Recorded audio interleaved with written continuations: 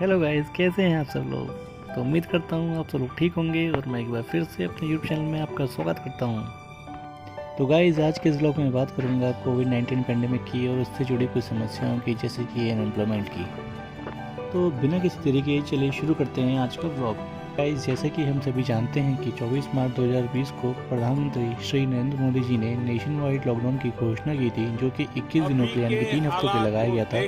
But ये lockdown बाद में सरकार को टाइम टू टाइम बढ़ाना देश पड़ा में था। ये लॉकडाउन 21 दिन का होगा, 3 सप्ताह का होगा। और गाइस, इसका नतीजा ये हुआ कि सब कुछ बंद होने से करोड़ों नौकरियां चली गई और हर तरफ बेरोजगारी फैल गई। कुछ प्राइवेट सेक्टर तो पूरी तरह से बर्बाद ही हो गए, कहीं जाने भी चली गई। मजदूरों का पलायन शहरों से गांव की तरफ होने लगा। बड़ी भयानक स्थिति बन गई थी, खाने के लाले पड़ गए थे लोगों के। तो गाइज़, वहीं बात करें हम लॉकडाउन की वजह से प्राइवेट सेक्टर की, तो कहीं कंपनियों ने अपने एम्प्लॉयज़ को जो सैलरी है 25% काट के 75% तक इन्हें सैलरी देनी स्टार्ट कर दी थी। बाद में जब लॉकडाउन का एक्सटेंशन हुआ, लॉकडाउन धीरे धीरे बढ़ने लगा, तो गाइज़ कंपनियों ने अपने एम्प्लॉयज़ को निकालना स्टार्ट कर दिया है, या फिर उनकी सैलरी आधी कर दी, 50% कर दी, जिससे कि हालात बहुत ही ज़्यादा ख़राब हो गए थे। तो गाइज़, नौकरियां जाने लगी थी, काम धंधे बंद होने लगे, बिजनेस ठप हो गए थे। दुकानें व फैक्ट्रियों का किराया ना देने की वजह से दुकानें, शोरूम, फैक्ट्रियाँ सब बंद होने लगी थी। वहीं बात करें टूरिज्म एंड होटल इंडस्ट्री की, तो ये दोनों सेक्टर तो बर्बादी की कगार पर पहुंच गए थे। जैसे कि हम सभी जानते हैं कि होटल एंड टूरिज्म सेक्टर जो होते हैं, ये सीजनल चलते हैं, या तो समर में चलेंगे या विंटर में चलेंगे। तो ये जो होटल इंडस्ट्रीज़ होती है, ये वेट करती है समर सीज़न की या विंटर सीज़न की।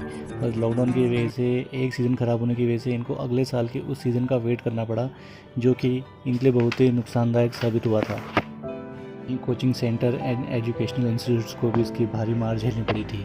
गाइस, कहीं होटल्स में और रेस्टोरेंट्स में तो ताले तक लग गए और वहाँ के जो काम करने वाले वर्कर्स थे उनको बेरोजगार होना पड़ा था। कहते हैं कि लोगों की सुसाइड की भी खबरें आने लगी थी। जो पारिवारिक दबाव था वो साफ देखने को मिल रहा था लॉकडाउन की वजह से। हालात इतने बिगड़ते चले गए थे कि लोग अपने home loan, car loan, even personal loan के भी ईएमआई तक नहीं दे पा रहे थे, बच्चों की स्कूल की फ़ीस तक नहीं भर पा रहे थे। गाइस, इस पेंडेमिक से हमको काफ़ी सबक सीखने को मिला। कुछ बात करें खास बातों की, तो पहला सबक था कि बुरे वक्त के लिए पैसा हमेशा अपने पास होना ज़रूरी है, इसलिए सेविंग्स हमको हमेशा करके रखनी चाहिए, क्योंकि आखिरी में ऐसे बुरे टाइम में पैसा ही काम आता है। बात करें तो गाइस, हमें फालतू के लोन जैसे कि car loan, personal loan, home loan को ज़्यादा अहमियत नहीं देनी चाहिए। जहाँ हमारा गुजारा 8 लाख की कार की जगह 5 लाख की कार में हो सकता है, तो हमें 5 लाख की कार में ही संतुष्ट रहना चाहिए और दिखावे से बचना चाहिए। उसी तरह दोस्तों, अगर 40 लाख के 2 BHK में गुजारा हो जाए, तो दिखावे के चक्कर में 50 लाख का 3 BHK नहीं लेना चाहिए, ना ही ज़्यादा होम लोन के चक्कर में, और ना ही ज़्यादा टेंशन लेनी चाहिए।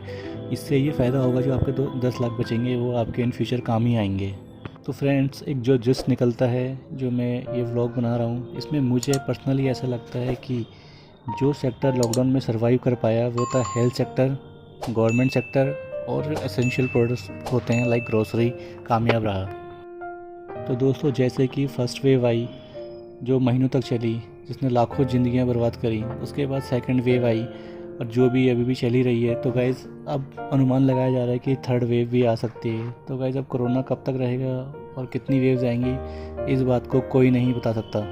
ऐसे बुरे हालातों में अगर मुझे लगता है कि अपना फ्यूचर सिक्योर करना हो या अपने परिवार को सेफ्टी देनी हो, तो मुझे लगता है कि इसमें हेल्थ सेक्टर कामयाब रहेगा। जो कि इस फील्ड में अगर आप लोग अपने बच्चों का एडमिशन कराते हैं या आप लोग खुद एडमिशन लेते हैं, या nursing sector, pharmacist sector, doctor, medical equipments की अगर पढ़ाई करते हैं या इस फील्ड में जाते हैं, तो ये यकीनन फ़ायदेमंद रहेगा। वहीं बात करें अगर आप बिज़नेस साइड में अपना फ्यूचर सिक्योर करना चाहते हैं, तो आप ग्रोसरी, जो कि एसेंशियल प्रोडक्ट्स में कुछ सर्विसेज आती हैं, उसमें जा सकते हैं, या फिर आप मेडिकल इक्विपमेंट्स वगैरह में डील कर सकते हैं, उसके बिज़नेस में बढ़ावा दे सकते हैं। जैसे कि आप जानते हैं, कोरोना पेंडेमिक की वजह से जो मेडिकल इक्विपमेंट्स है बूम पे थे और उनकी काफ़ी ज़्यादा सेल हुई थी। तो गाइस, गवर्नमेंट सेक्टर को लॉकडाउन का बिल्कुल भी असर नहीं हुआ। सरकारी सेक्टर से जुड़े हुए लोगों की सैलरी टाइम पर आई, उनकी सैलरी में कोई कमी नहीं की गई, और सरकारी एम्प्लॉयज़ को फाइनेंशियली दिक्कतों का सामना भी नहीं करना पड़ा, जो कि प्राइवेट सेक्टर को तो बहुत ज़्यादा सामना करना पड़ा था। तो गाइस, व्लॉग को एंड करने से पहले मैं एक बार अपने दोस्तों को बताना चाहता हूँ कि जो लोग अपना करियर बनाना चाहते हैं, वो लोग हेल्थ सेक्टर में, मेडिकल सेक्टर में, या गवर्नमेंट सेक्टर में, या ग्रोसरी सेक्टर में जा सकते हैं। या अपना बिजनेस करना हो तो ग्रोसरी, मेडिकल इक्विपमेंट्स में फोकस किया जा सकता है।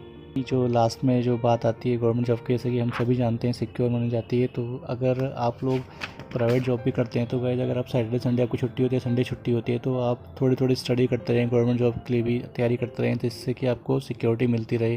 बिकॉज गाइस जो टाइम चल रहा है इसमें अपने आप को स्टेबल करना बहुत ज़रूरी है, क्योंकि प्राइवेट सेक्टर जो है इस पे कोरोना की मार कभी ना कभी पड़नी है और पड़ती ही रहेगी।